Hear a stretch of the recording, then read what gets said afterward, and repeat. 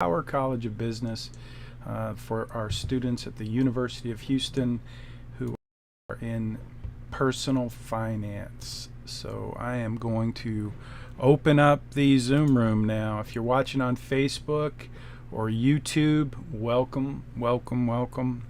It is 7 February, Tuesday, March.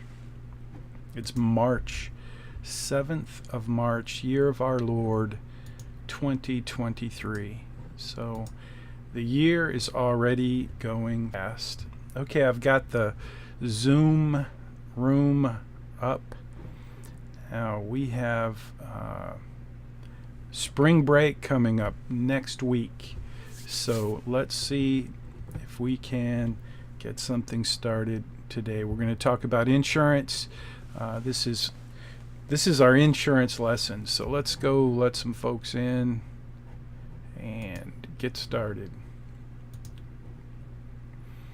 Good morning. Good morning. Welcome to another lecture, another lesson in personal finance. Hope y'all are doing good. If someone could please do a sound check, you can chat in and just let me know you can hear me. That would be great. I would appreciate it. You can hear me. All right. Thanks, Christian. Appreciate it. Cool. So here I am back in my studio. It looks weird. I'm not sure why there's this glowing fuzziness.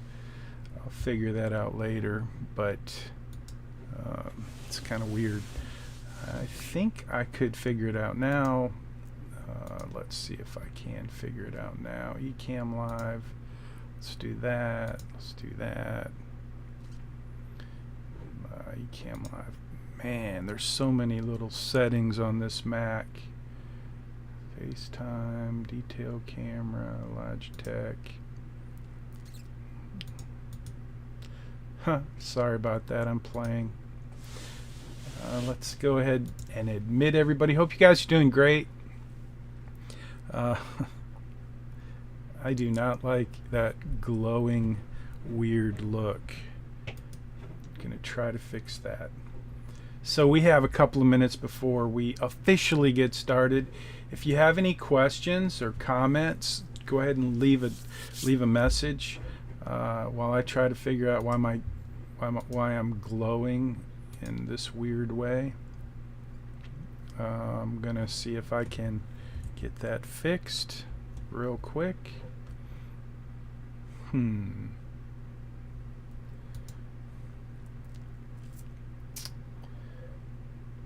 So hey, we have spring break next week, correct?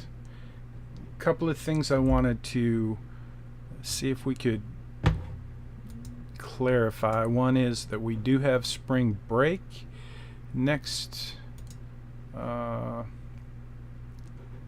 week, which means the assignment that I posted in Blackboard this morning should not be due next week, but the following week.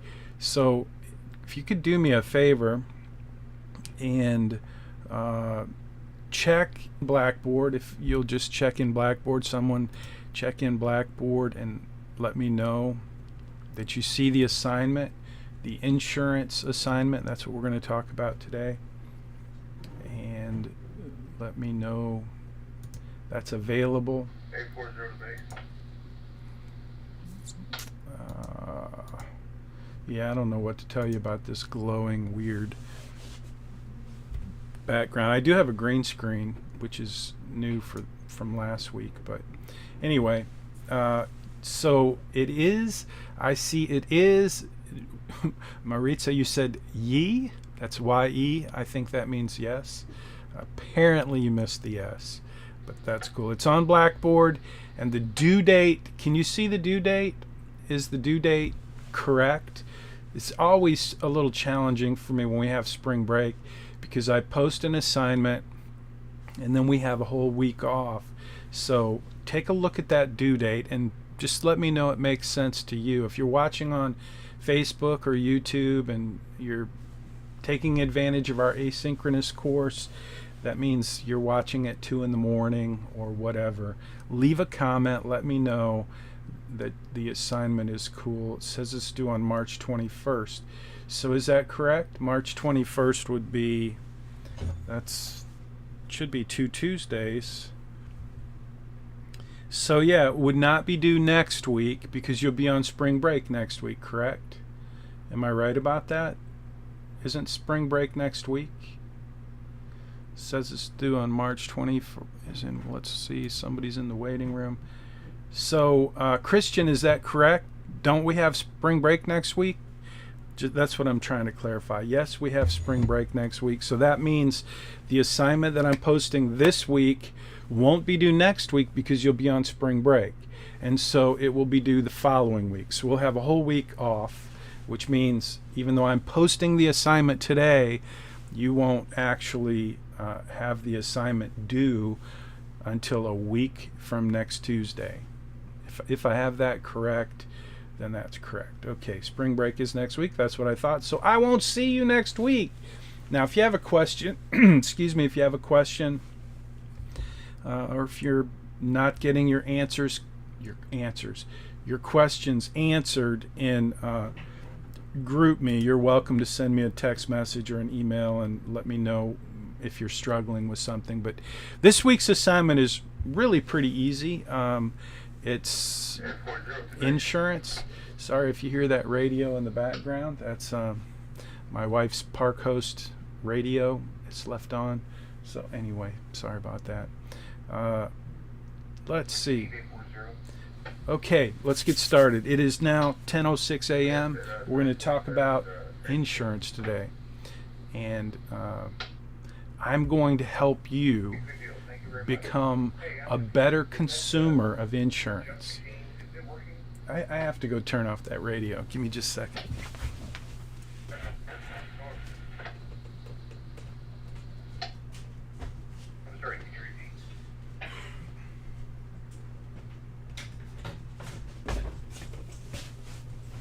Okay, I'm back. Sorry about that. It was driving me crazy. A lot of radio chatter. I'm in Stephen F. Austin State Park. I'm in my open range RV using Starlink. And so my dog Lucy just joined us. There's more distractions here than my studio at the house or my office at U of H. Sorry about that. Okay, so we're going to talk about insurance today. Insurance is one of the 7 essential elements in personal finance. So if you look at the training for certified financial planners, we have kind of a list of things that we are responsible for when we actually engage in financial planning. So I think I've told you what those are in the past, but let me just repeat them real quick so that you know the 7 essential elements of financial planning. Starts with retirement planning. I call it financial independence. So in my book, Make Your Money Count, I use an acronym. And the acronym is FREE-TIC. 7 words, 7 letters. And I have a picture of a tick with a big ball and chain. It's an ugly drawing. My friend Taylor did it. It's actually kind of cute. But anyway, FREE-TIC. So F is for financial independence. That's retirement planning. It's probably the biggest, most comprehensive element of financial planning, and you're going to engage in that this semester. We will be working on retirement planning. So you'll notice that that's kind of a theme in almost any financial plan is financial independence, or what we call retirement planning. So that's number 1. Number 2 is the R in FREE-TIC is risk management. So that's insurance. And that's what we're going to talk about today. So let me just go through the 7 real quick, and then I'll come back to risk management or insurance, and I'll tell you about it. I'll kind of introduce it to you in the context of financial planning, and then we'll jump into the assignment, your assignment for not next week, because next week's spring break, but we'll jump into your assignment for the following week, which is to update your financial plan with your homeowner's insurance and your auto insurance. So let's go through the 7 elements real quick. You can write these down if you want to kind of memorize the 7 essential elements of financial planning, and your financial plan will deal with most of these. So number 1 is financial independence or retirement planning. I call it financial independence. Number 2 is risk management or insurance. That's the R.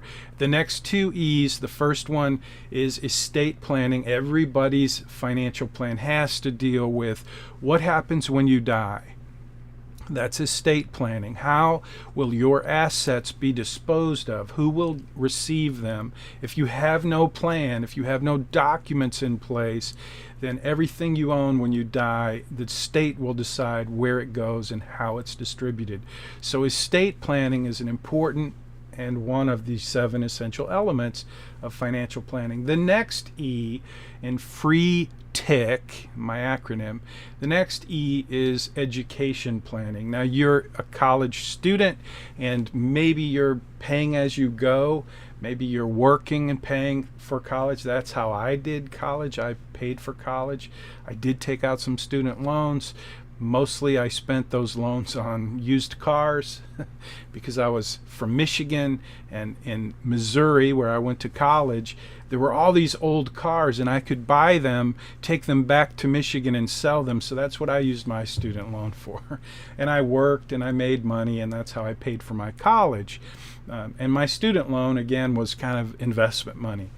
Yeah. So, but anyway, somehow you and the people who love you have planned some way for you to pay for college. And there's a lot of ways to fund college or education. And so in terms of financial planning, it's one of the essential elements because education is such an important part of financial success. So we're not going to get into strategies that are available for paying for college, but that is one of the essential elements. It's the second E in free TIC. Now, I don't know, maybe you can guess. What do you think the T in free TIC is for in terms of an essential element of personal finance or financial planning? What do you think the T stands for? I'm going to just see if anybody has a quick response. T, free TIC, remember it's just an acronym to help you remember the 7 essential elements of financial planning. Going once, going twice for 1,000 free points. If you can answer what the T is for in free TIC. These are not real points, though. These are 1,000. Time. Orlando, that was a good guess, but you do not get 1,000 points for that.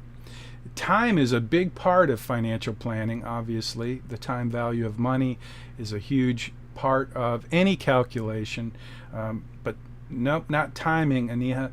It's tax planning. So one of the most important parts of financial planning is planning how your investments and your types of accounts and all will be handled through taxes. So remember the 3 laws of personal finance.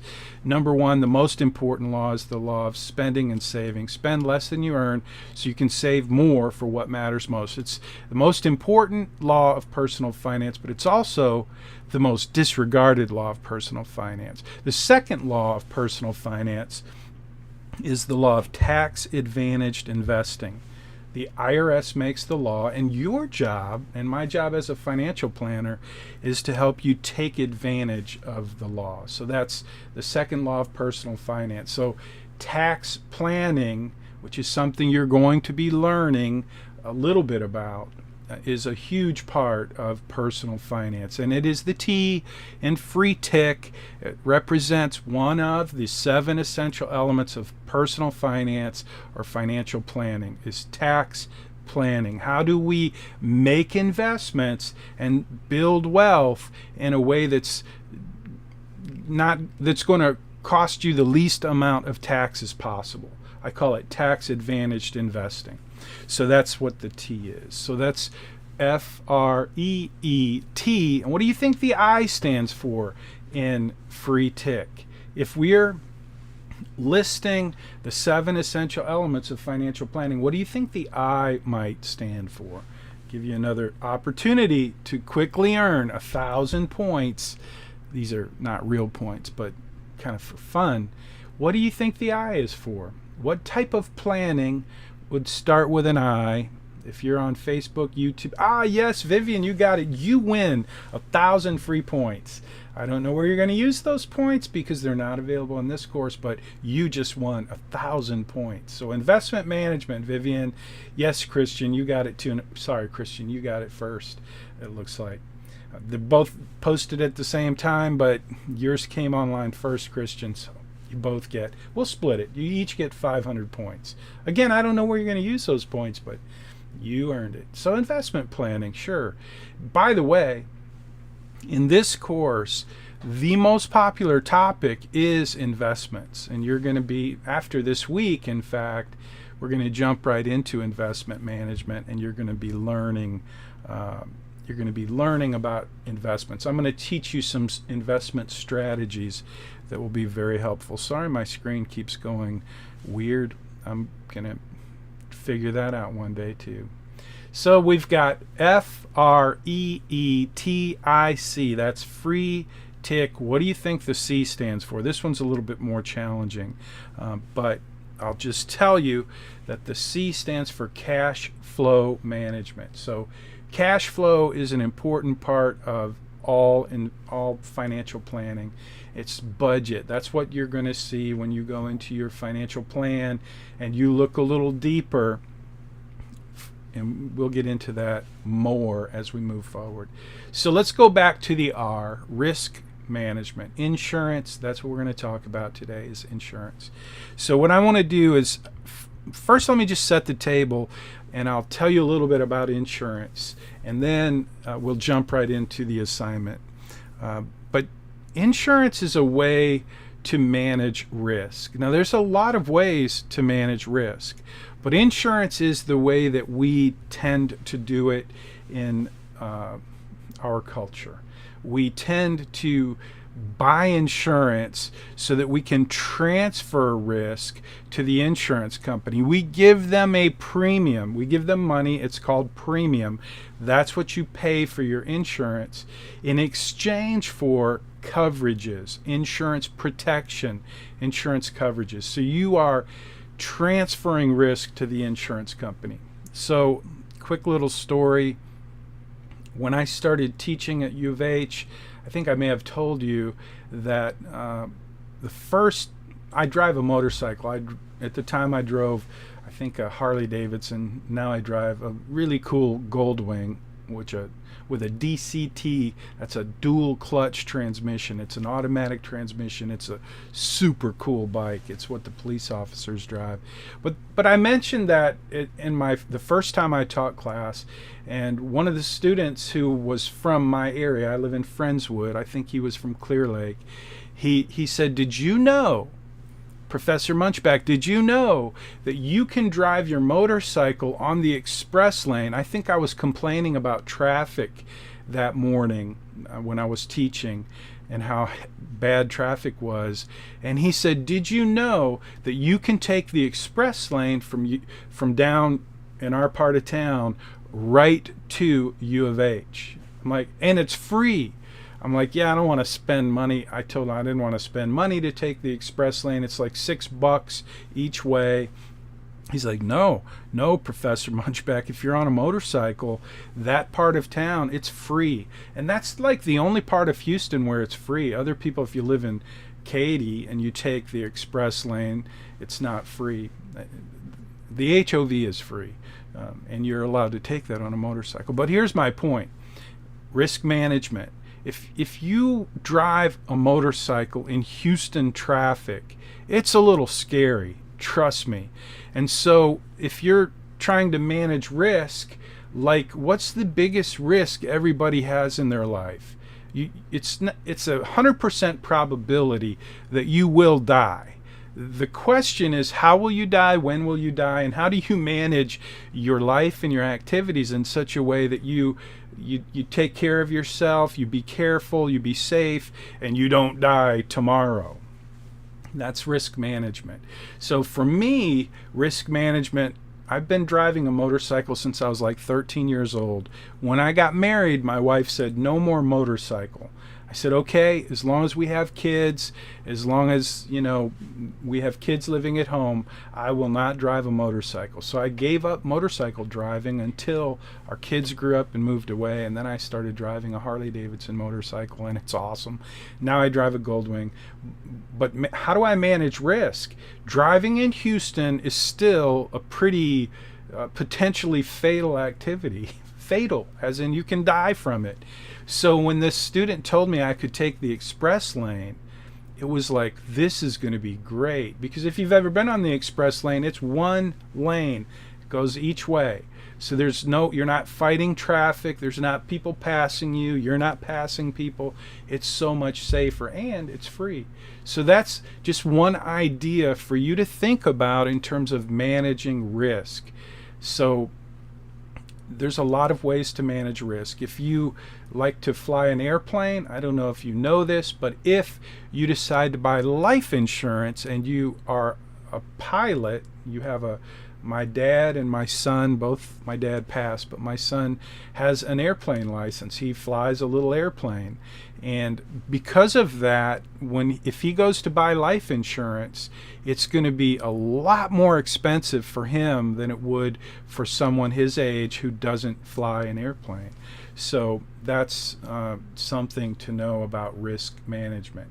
So just insurance is transferring risk to the insurance company, but managing risk is a much broader topic. There's lots of ways for you to manage risk. And so one of the ways that you can manage risk is just your driving habits. If you like to drive fast, and I like to drive fast, you have more risk. So let's talk about types of not types of life insurance, but types of insurance. So look at that. I think I'm having a slow connection. It looks like maybe Starlink is. Are you guys seeing my screen okay? Do you see the house with the piggy bank now? Can just chime in if you could. Just tell me what your experience is like so far. This is, you can see it, Vivian. It's blutty. What's fuzzy? It looks fuzzy, blurry. Okay, blurry. It does look blurry. Yeah, it looks blurry to me too. I don't know why. It's not blurry on my iPad, but we'll just pretend that it's that, bokeh look. It's just a house. But you're probably not seeing the words either. Well, this is posted. What you're looking at, just so you know, this content is posted in your money study group. So when you go to Blackboard, you're going to see your assignment, and it's got the same instructions, just doesn't have the nice pictures, and you're going to want the pictures. So little word of advice for those of you who are kind enough and responsible enough to watch the lecture on Zoom or listen to it, whether you watch it on YouTube or you're here with me now, this is important. The content that you have in Money Study Group is just, there's a lot more there. So it will help you with your assignment if you go there, and that's what it's there for, is for you to have more resources to help you more quickly complete your assignment and achieve higher points. So please do that. Obviously, if you go to Blackboard, all the instructions are there, but I'm going to show you some pictures that might be helpful, and we'll talk about it. So I'm really blurry now. You probably don't mind me being blurry. I don't know why. I'm going to have to figure that out pretty quick, though. I probably won't figure it out today.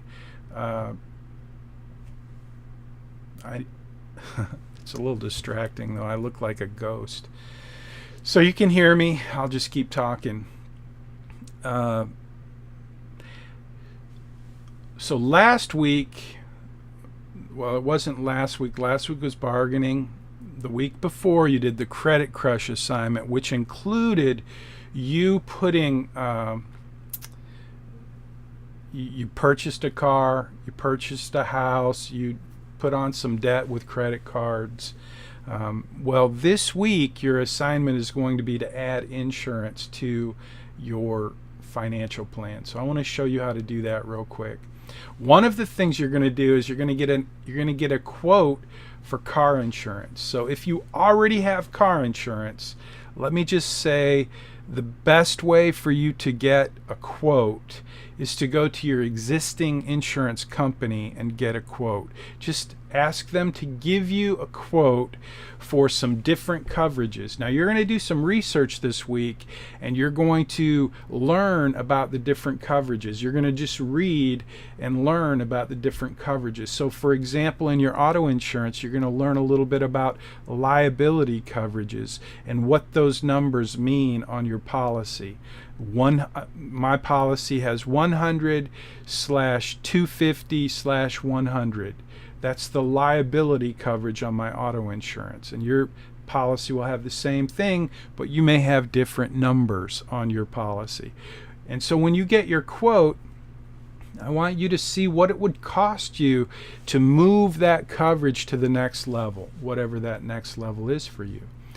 So that's liability. That every car insurance, auto insurance policy has liability. It's a very important coverage. It also has uninsured and underinsured coverage. I want you to just be familiar with what you have and identify the coverages that you have on your current policy, and then get a quote from your insurance carrier for different coverages. Now, if you don't have car insurance at all, if you're not a driver, if you don't have a license, then you're going to have to work with somebody. You're going to have to kind of fake it. You're going to have to just get a car insurance quote and do your best to get a quote and compare coverages. So anyone can get a car insurance quote. You might work with your roommate or a friend or a family member who has car insurance and get a quote with them from their insurance company. But most of you are driving, and so you're on, probably some of you are on your parents' policy, and that's the best way to do this. Here's why. If you go out and just start shopping for insurance, you're basically putting your email out there and you're going to get solicited by a whole lot of companies for insurance from now until next semester. It's kind of annoying. But if you go to your insurance company and you get a quote from them, that's typically just so much easier, it's better, and you'll learn something along the way. That's the whole point of this assignment, is to learn about the coverages that you have, because as a consumer of insurance, you're going to spend a lot of money on insurance in your life. And in this one session, it's impossible for me to teach you everything you need to know to become a good consumer of insurance. I can't do that in one lecture, in 1 week. But what we can do is we can take some time and look through the coverages that you have on your car, and you can learn from this experience so that you become just a much more savvy consumer of insurance. So hopefully you'll have questions, you'll learn some things as you go through your coverages, and those things that you learn about the coverages in your car insurance policy are going to help you just basically understand insurance. So when you get the quote, I'm going to look at, I'm going to just go down this page, and you're probably not going to see it so well on the screen, but just know that this same article is posted in your money study group and in Blackboard as well. So it starts with collision, and it looks like I say in this article that you'll get 5 extra points if you get a quote for more than one deductible. So here's what I'm talking about. When you get your quote, your insurance quote, one of the things you're going to see is that you have a deductible. Now, do you know what happens if you take a higher deductible? What happens if you take a higher deductible on your car insurance? Can anybody answer that question? Do you know what a deductible is? Do you guys know what a deductible is? I guess I assume that everybody knows what a deductible is, but the truth is probably not everyone listening actually knows what a deductible is in an insurance policy. So I'm looking for some comments, some chat I'm not seeing any chats for what is a deductible. And I know that's something that, how do you say it? What is a deductible? How does it work? What does it mean? How does it impact the premium that you pay? So I'm not seeing a ton of you actually post any comments, so let me give you a minute to just answer the question. If you're watching on Facebook or YouTube, please do this. This will be, well, this could be one of your class collaboration screenshots. So going once, going twice, going, gone.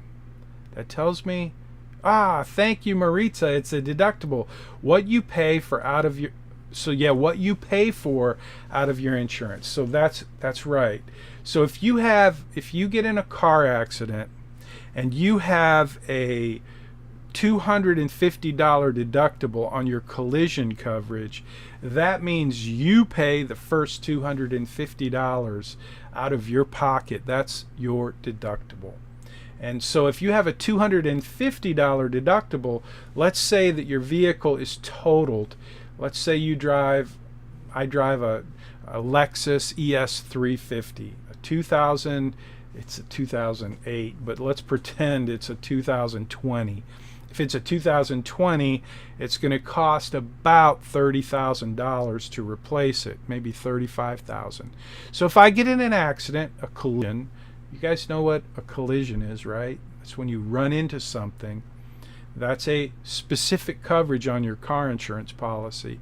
And if you get in an accident with your car, you collide, you wreck your car and it's totaled, and you have a $250 deductible, that means the insurance company is going to pay to repair your car, but you're going to pay the first $250.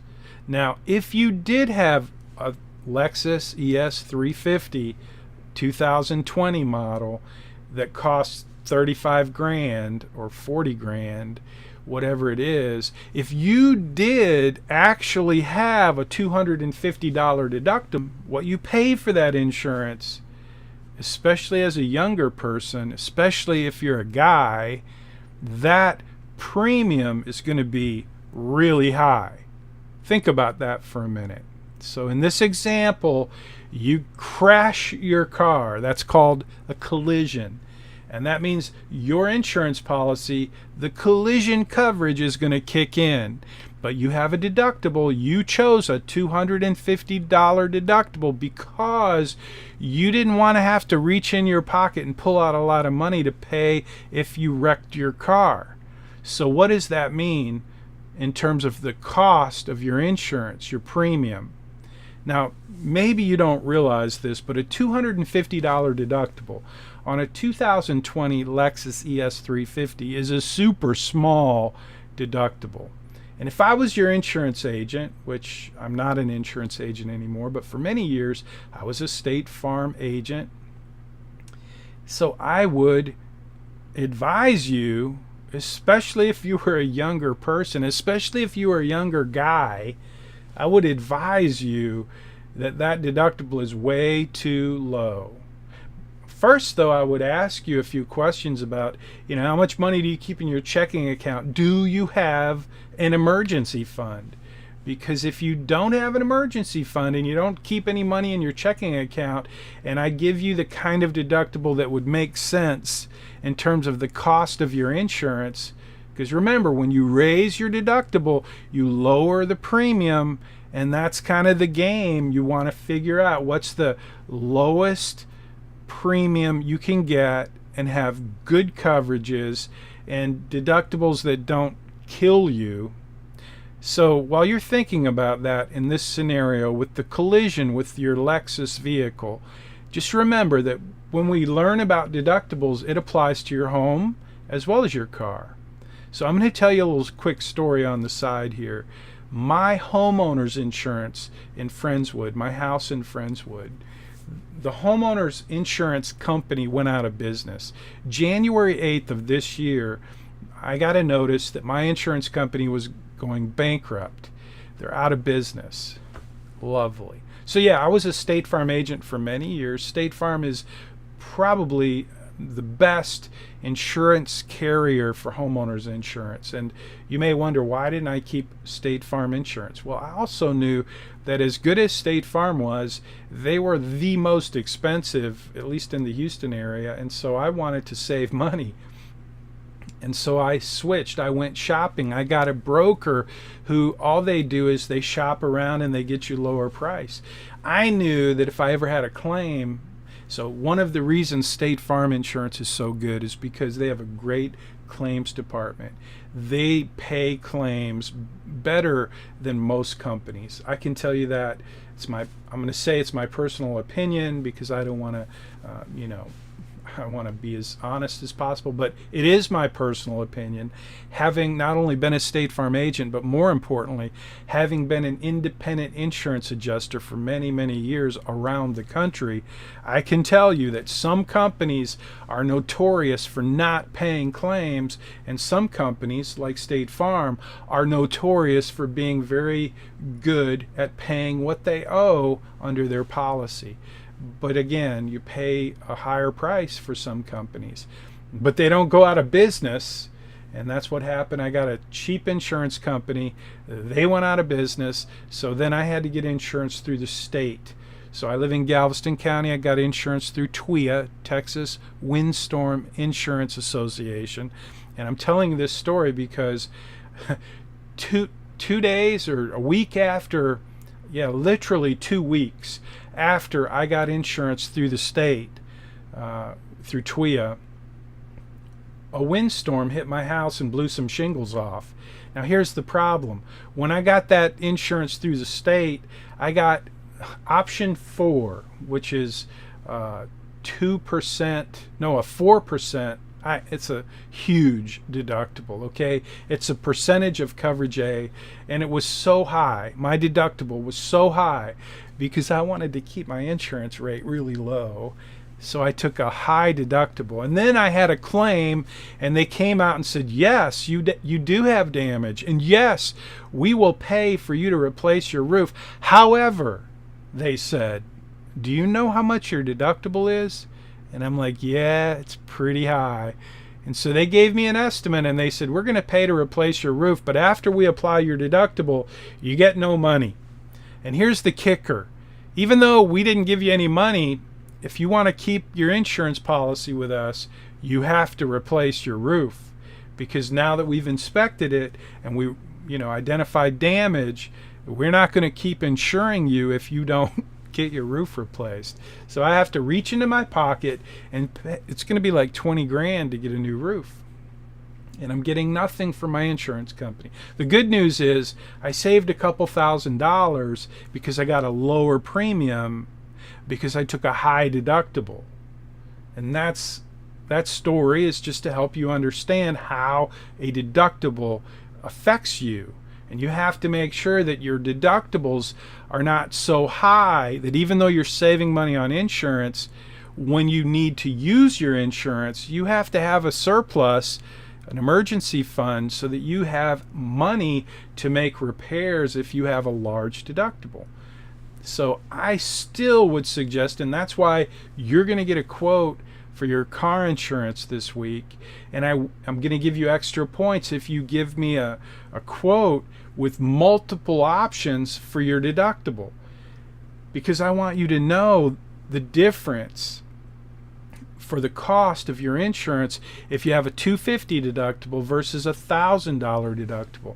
If you're driving a 2022 Lexus ES350 that's worth $35-40 grand and you're paying insurance, especially if you're a young person, especially if you're a young man, you're going to be paying a lot of money if you have a $250 deductible.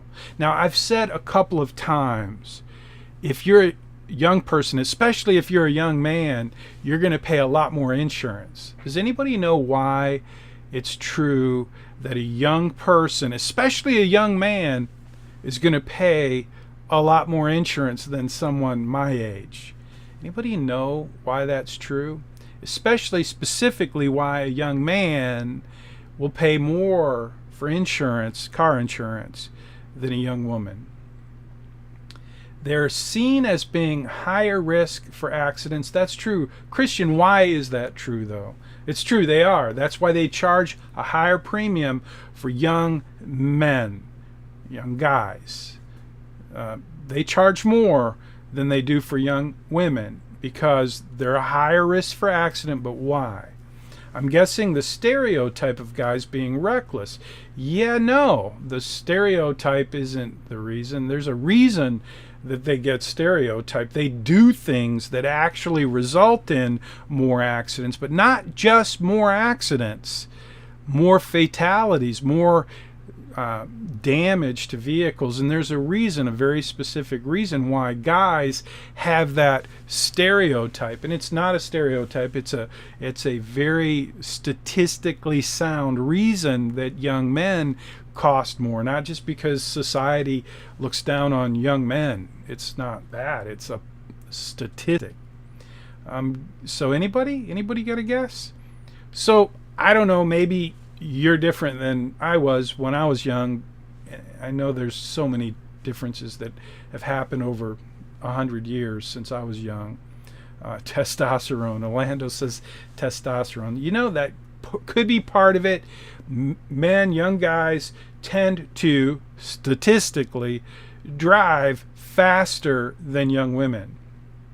If you drive faster, especially if you throw in a little alcohol, a little marijuana, a little whatever, speed kills. And young guys like to drive their cars fast. That's the truth. Now, again, maybe that's changed in the last 5 minutes. A lot has changed. I mean, you can think about just the whole idea of gender. When I was your age, it was pretty clear, pretty simple, pretty obvious. Today, it's not. And so I hope you're not confused, but truthfully, the statistics for guys driving vehicles tends to be pretty clear that guys drive faster, and faster speeds produce worse wrecks and more fatalities. And because of that, your insurance costs more. And that's one reason why you would want to look at a higher deductible, because think about it. If your frequency for claims or accidents was higher, one of the ways you could get your premium to be lower is to have a higher deductible, which means if you get in an accident, you're going to pay more out of your pocket. So the bottom line is, if you learn to drive more carefully, then that's called risk management, and it's going to save you money, not just in terms of not having to pay your deductible, but over time, if you don't have accidents, your insurance rate is going to go down, down, down. On the other hand, if you have multiple accidents, over time, your insurance is going to go up, up, up a lot.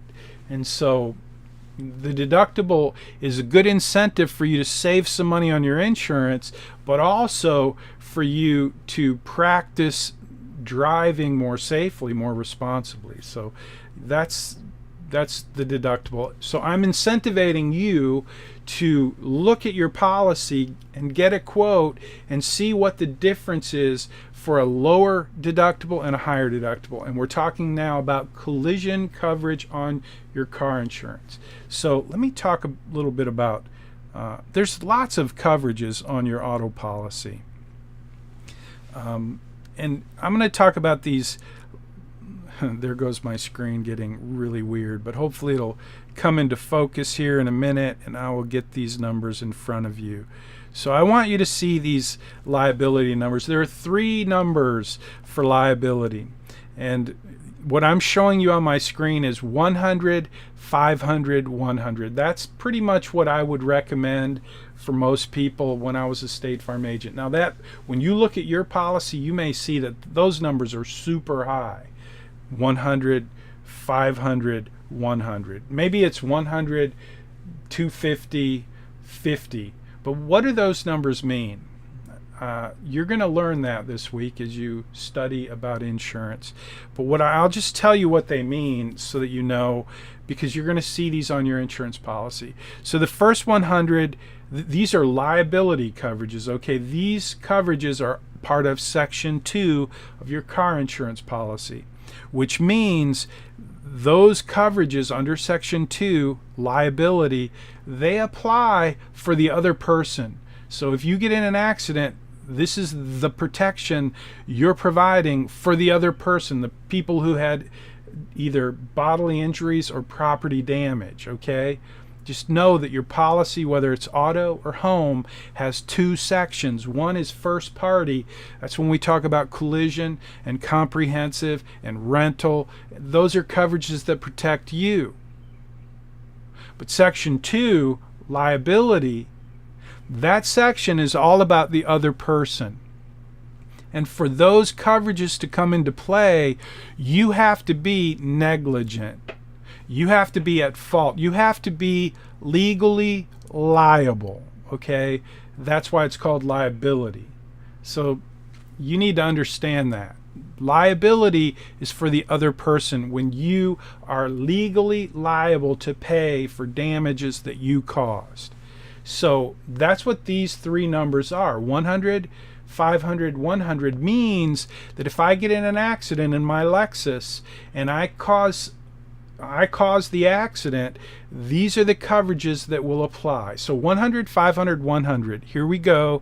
This is what it means. Let's assume in my accident that I get in an accident, it's my fault, I'm on my phone, I'm texting away, you've seen that happen, right? Texting away while I'm driving, and I get in an accident, I'm driving through a school zone, and I get in an accident with a school bus that's loading children, and it's my fault. Wow, that would be a bad accident. So let's say that I caused the school bus to swerve, it rolls, and a couple of kids actually end up at the hospital in the emergency room. So now let's unpack the scenario.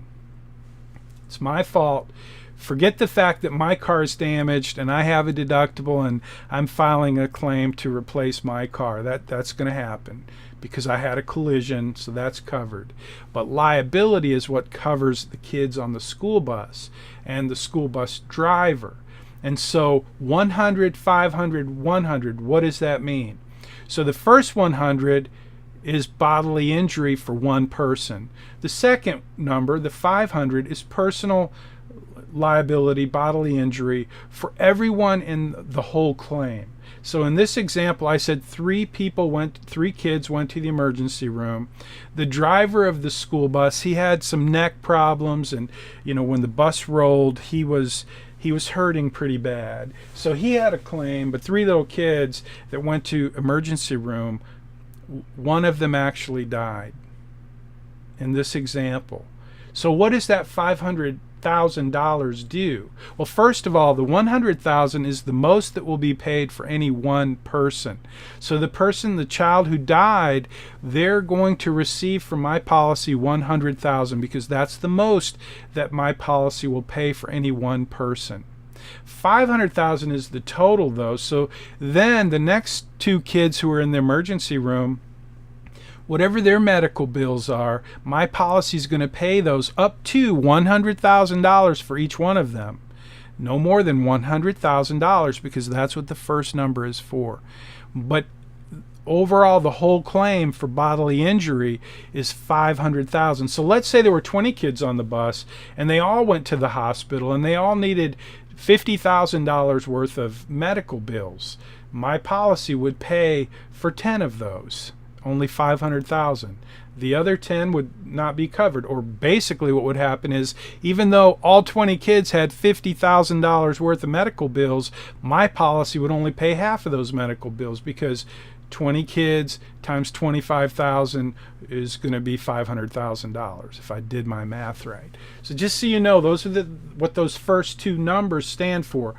Bodily injury for one person, bodily injury for everyone involved in the claim. The aggregate is what that is. And the third number, does anybody know what the third number is? You want to take a guess? You got 100, 500, 100. What is the 100 for? Anybody know? $100,000 on my policy is for going once, going twice, Okay, here we go. It is property damage. So again, in this scenario, I get in an accident, going through a school zone, texting on my phone, I cause a collision with a school bus, it rolls. When it rolls into a light post. The light post breaks and it falls onto a really nice house, and inside the house is a really nice furniture. The window breaks, glass goes everywhere, so that it goes on and on, right? I'm making this up as I go to illustrate what's covered with that property damage. $100,000. What do you think the school bus is going to cost that rolled? I'll give you a clue, a little hint. This school bus happens to be one of Vice President Kamala Harris's favorite vehicles on the planet, which means what kind of school bus would this school bus be? Going once, going twice. You got it. Nobody actually got it. I'm just going to pretend you got it, because if you're watching on Facebook or YouTube, I'm sure you got it. The school bus is Kamala Harris's favorite kind of vehicle. It's an electric school bus. Yes, it's a very nice electric school bus, which is going to cost 5 or 10 times more than a diesel or gasoline school bus. And how much coverage do I have on my policy? 100, 500, 100. That last number, the 100, that's $100,000 for property. So that means not my car's covered under collision, but the school bus, the light post, the house that got damaged when the light post fell on the house. All of that is property damage, and my accident created lots of damage. The school bus, the light post, which are very, very expensive to replace, and the damage to the house when the light post fell. So those are all property damage. The bills come in and my insurance company pays those bills, but when they get to $100,000 they stop. And then what happens? This is important whether we're talking about auto insurance, home insurance, or no insurance. What happens if you are legally liable for damage that you cause and you run out of insurance, or you have insurance that's insufficient, it's too low? What happens? I'm going to give you guys a minute to answer that, because I just need to know you're actually, you pay out of pocket. Thank you guys. Ania and Giselle, you pay out of pocket, and that's what happens in this scenario with the school bus. If in fact most people wouldn't have 100, 500, 100, okay? When you check your policy, I bet you're going to see something more like 100, 30, 15, something like. I can't even remember what the minimums are, but the state of Texas has minimums that you have to carry. And most people buy the minimum. Why do you think they buy the minimum? You know the answer to that. The same reason I bought the big deductible on my TWIA, my windstorm insurance, because I wanted to save money. And then when the accident happens, now I'm paying out of pocket. The same thing happens when you carry coverages that are too low. If you're driving, people would always ask me when I was a State Farm agent, how much coverage should I have on my car? And I would always just say, you know what? If you can tell me what kind of accident you're going to be in, I'll tell you exactly what kind of coverage to buy because you never know. But if you're driving in Houston, the likelihood of having an accident is much higher than if you're driving in Bowling Green, Kentucky, I think. Okay, so lower premiums. I forgot what question I asked, but that's the answer. A lower rate, lower premiums. Oh yeah, that's why people take the minimum coverage, because they want cheap insurance. And then when they get in an accident, especially when it comes to accidents that they're liable for, and they have the minimum insurance, who ends up paying? They don't have any money. You can sue them, but they don't have any money. Could be you. Maybe you took the low insurance and you get in the accident and they sue you. Now, here's an important part of this whole conversation about liability insurance. So let's assume that you bought the cheap insurance, because you wanted to save money and then you got in the accident I just described or something like it. And now they're trying to get you to pay, but you don't have any money. So they can sue you, right? But are they going to get any money from you? They will from me because I have assets. They will have, they'll be able to sue me and get my stuff. I'll have to sell my RV. I'll have to sell maybe not my house. I think that's protected by homestead. But I've got 2 RVs right now, trying to sell one. I've got a nice motorcycle, some cars. I've got money in the bank, lots of investments. And if this scenario was me and they sued me, it would be very easy for them to get all my money if somebody died because of my accident. But you don't have any. So let's assume you don't have anything for them to sue you for, but you have something very, very valuable. And this is important. I want you to know this before we end today. What you have is your future income. And if you get sued for an accident that's your fault and you don't have the money and you don't have the insurance, they can garnish your wages for the rest of your life. They being the plaintiff, the person who's injured, who has a loss, the person who lost a family member because of your negligence. So carrying sufficient insurance is pretty important. I don't mean to scare you. I just want you to understand risk management and transferring that risk to the insurance company. It's a big part of personal finance, especially as you build wealth over time. You want to protect those assets that you own, and one of the ways you do that is through insurance. So that's an important part. Okay, there's lots of coverages here on your auto insurance, and I hope you will spend some time and learn how to do that. I put this really cool picture in here. It's a GIF file. Isn't that cool? It didn't work in the post. I made it the featured image of the post, but it didn't work. But it's working here, so enjoy that for a moment with me, will you? I always like moving pictures. Okay, I want to show you now. This is kind of important. Before we end today, I'm going to spend a couple of minutes and let my slow connection develop a stable image. And I want you to see this data card. So this is your car insurance data card. You might want to open your financial plan at Wright Capital, Bayrock. This is where you're going to need to grab a screenshot.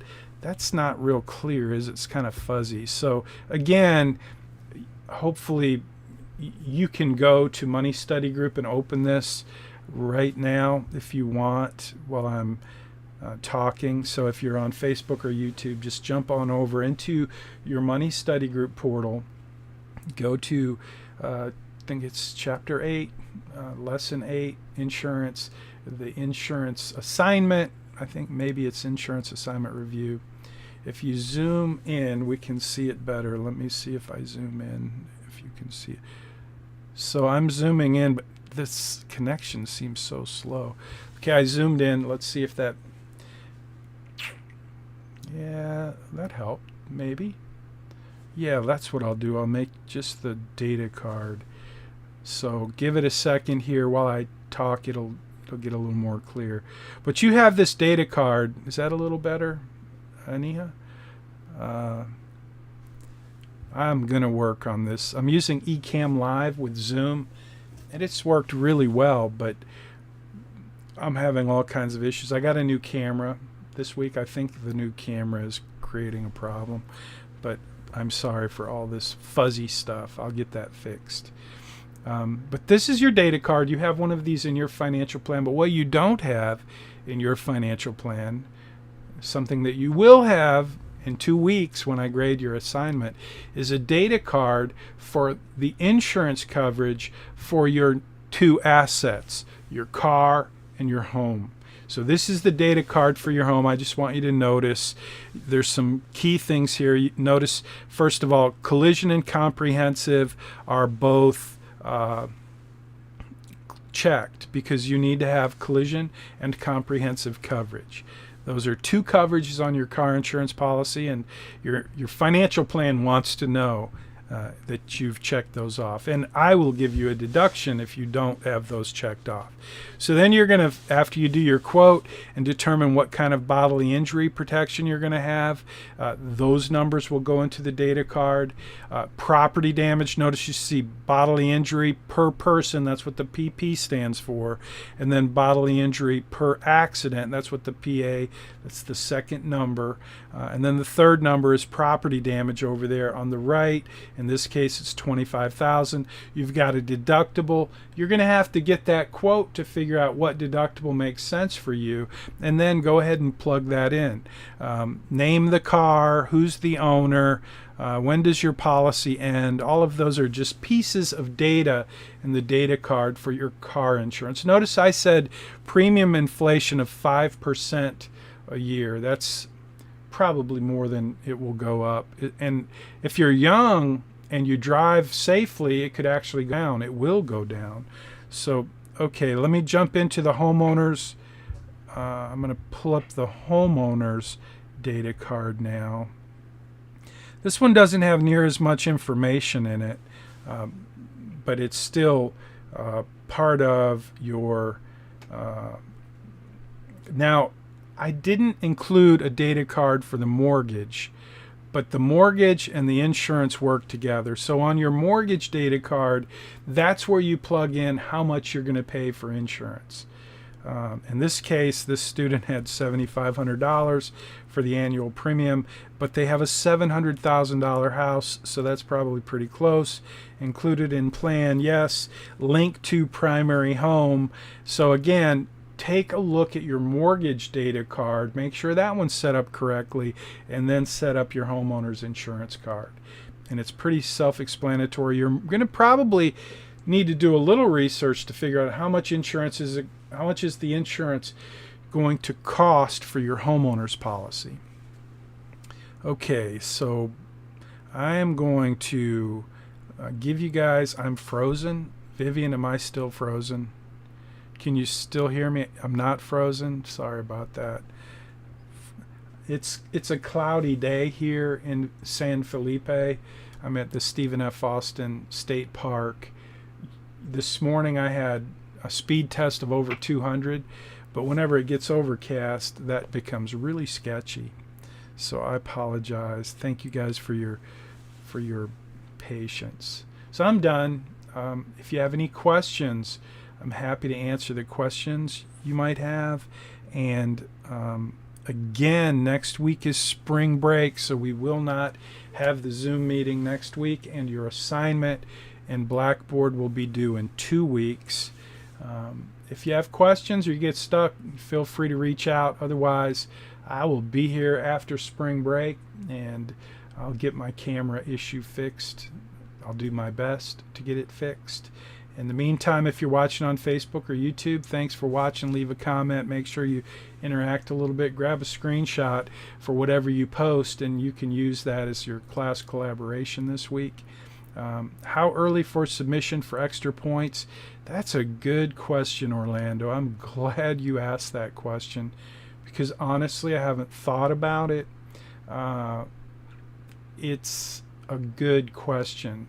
So typically, you have to turn it in by Friday at 3 p.m. when the market closes. But that means, okay, now I'm going to make a decision, and I'm going to say that you get the extra points if you turn it in a week from this Friday. So if you turn it in Friday before the Tuesday that it's due, I'll give you the extra points. That gives you all of this week. You don't have to do anything, and if you turn it in this week, obviously you'll get the extra points. Otherwise, you'll turn it in by Friday at 3 p.m. next week, and you'll be good to go. Thank you. You guys have a great spring break. Be safe. Do something fun, and be kind to everybody, including dogs and cats and birds and lizards. And yeah, we have a lot of birds and lizards and snakes in our park. We're always nice to them. So anyway, you guys take care. For resubmission of assignments, you said we should state in the comments that a resubmission, and yeah, that's so helpful, because otherwise we're going to be sending emails back and forth. So for example, if you turn your assignment in early and I kick it back to you and say, hey, you missed something, fix it, well, then you fix it and you resubmit it. You may resubmit it on time. You have to resubmit it on time by the due date. But if you don't tell me that you already submitted it early, then when I grade it, I'm only going to give you the 50 points maximum. But if you leave a little comment in the little text box and say, hey, I turned this in early, you kicked it back, and I'm making corrections and resubmitting it, just let me know this is a resubmission, it was early. Just let me know that. And then when I'm looking at your assignment, grading it, I'll give you the 60 points instead of the 50 points. But if you don't remind me, then you're going to have to send me an email, and that's just going to be extra work for you and me. I'll still do it if you send me an email, but I'd rather you help me out and do that question, Maritza. And thank you for answering it, Giselle. You guys have a great day. I'm here if you have another question. I'm going to go jump over to the broadcast, and I'm going to finish the broadcast. I'm going to end the broadcast.